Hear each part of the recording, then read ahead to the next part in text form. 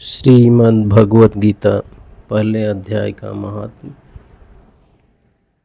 श्री पार्वती जी ने कहा, भगवान आप सब तत्वों के ज्ञाता हैं। आपकी कृपा से मुझे श्री विष्णु संबंधी नाना प्रकार के धर्म सुनने को मिले जो समस्त लोक का उद्धार करने वाले हैं। देवेश, अब मैं गीता का महात्म्य सुनना चाहती हूँ, जिसका श्रवण करने से श्री हरि में भक्ति बढ़ती है।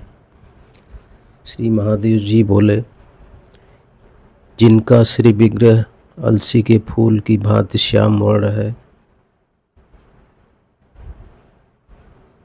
पक्षीराज गरुड़ ही जिनके वाहन हैं, जो अपनी महिमा से कभी च्युत नहीं होते तथा शेषनाग की शैया पर शयन करते हैं, उन भगवान महाविष्णु की हम उपासना करते हैं।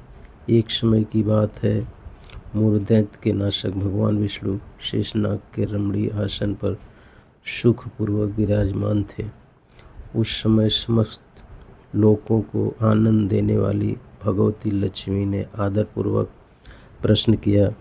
लक्ष्मी जी ने पूछा, भगवान आप संपूर्ण जगत का पालन करते हुए भी अपने ऐश्वर्य के प्रति उदासीन से होकर जो इस क्षीर सागर में नींद ले रहे हैं, इसका क्या कारण है? श्री भगवान बोले,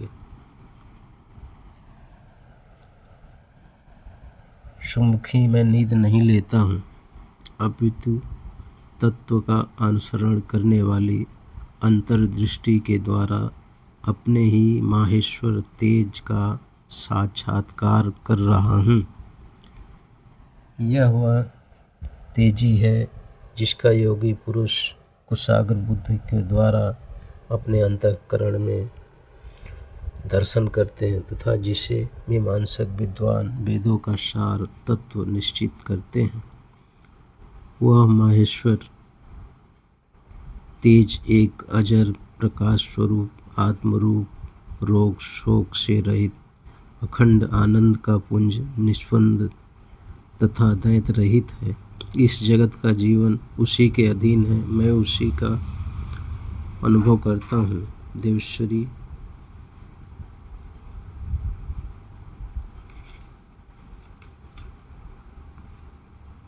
यही कारण है कि मैं तुम्हें नींद लेता सा प्रतीत हो रहा हूँ।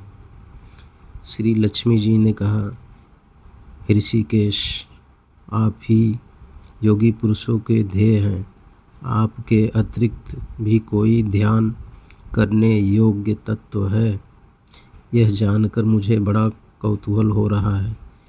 इस चराचर जगत की सृष्टि और संहार करने वाले स्वयं आप ही हैं। आप सर्वसमर्थ हैं। इस प्रकार की स्थिति में होकर भी यदि आप उस परम तत्व से भिन्न हैं, तो मुझे उसका बोध कराइए। श्री विष्णु भगवान बोले, प्रिय, आत्मा का स्वरूप दैत्य और अदैत्य से अलग, भाव और अभाव से मुक्त तथा आदि और अंत से रहित है।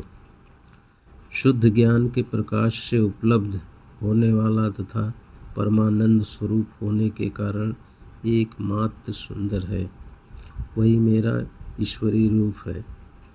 आत्मा का एकत्व ही सबके द्वारा जानने योग्य है। गीता शास्त्र में इसी का प्रतिपादन हुआ है।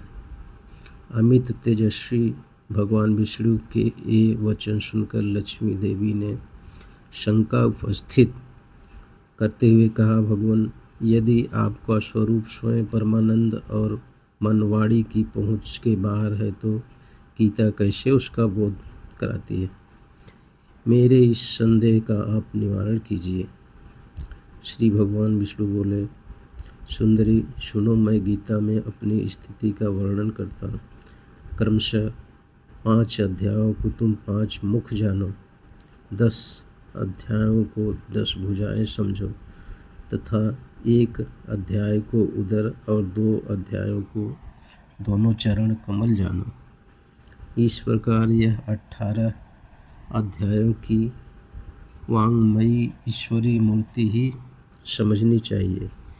यह ज्ञान मात्र से ही महान पातकों का नाश करने वाली है। जो उत्तम बुद्धि वाला पुरुष गीता के एक या आधे अध्याय का अथवा एक आधे या चौथाई श्लोक का भी प्रतिदिन अभ्यास करता है, वह सुशर्मा के समान मुक्त हो जाता है। श्री लक्ष्मी जी ने पूछा, सुशर्मा कौन था, किस जाति का था और किस कारण से उसकी मुक्ति हुई? श्री भगवान विष्णु बोले, प्रिय, सुशर्मा बड़ी खोटी बुद्धि का मनुष्य था। पापियों का तो वह शिरोमणि ही था। उसका जन्म वैदिक ज्ञान से शून्य और क्रूरतापूर्ण कर्म करने वाले ब्राह्मणों के कुल में हुआ था। वह न ध्यान करता था, न जप होम करता था, न अतिथियों का सत्कार। वह लंपट होने के कारण सदा विषयों के सेवन में ही आसक्त रहता था। हल जोतता और पत्ते बेचकर जीविका चलाता था। उसे मदिरा पान करने का व्यसन था तथा वह मांस भी खाया करता था। इस प्रकार उसने अपने जीवन का दीर्घकाल व्यतीत कर दिया। एक दिन मूढ़ बुद्धि सुशर्मा पत्ते लाने के लिए किसी ऋषि की वाटिका में घूम रहा था। इसी बीच में काल रूपधारी काले सांप ने उसे डस लिया।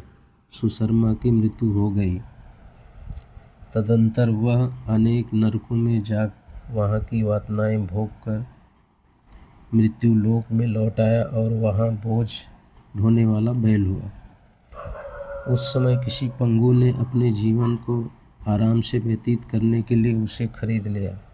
बैल ने अपनी पीठ पर पंगु का भार ढोते हुए बड़े कष्ट से 7-8 वर्ष बिताए। एक दिन पंगु ने किसी ऊंचे स्थान पर बहुत देर तक बड़ी तेजी के साथ उस बैल को घुमाया। इससे वह थककर बड़े वेग से पृथ्वी पर गिरा और मूर्छित हो गया। उस समय वहाँ कुतूहलवश आकृष्ट हो बहुत से लोग एकत्रित हो गए। उस जन समुदाय में से किसी पुण्यात्मा व्यक्ति ने उस बैल का कल्याण करने के लिए उसे अपना पुण्य दान किया। तत्पश्चात कुछ दूसरे लोगों ने भी अपने अपने पुण्य को याद करके उन्हें उसके लिए दान किया। उस भीड़ में एक वेश्या भी खड़ी थी। उसे अपने पुण्य का पता नहीं था, तो भी उसने लोगों की देखा देखी उस बैल के लिए कुछ त्याग किया। तदंतर यमराज के दूत उस मरे हुए प्राणी को पहले यमपुरी में ले गए। वहाँ यह विचार कर कि वह वेश्या के दिए हुए पुण्य से पुण्यवान हो गया है, उसे छोड़ दिया गया। फिर वह भूल लोक में आकर उत्तम कुल और शील वाले ब्राह्मणों के घर में उत्पन्न हुआ। दोस्तों, इस प्रकार दूसरा अध्याय खत्म हुआ। तीसरा अध्याय हम आगे आपको बताएंगे। अगले अध्याय को ध्यान से सुनने के लिए कृपया मेरे चैनल को सब्सक्राइब करें और अपने शुभ चिंतकों को शेयर करें। राधे राधे भक्तों।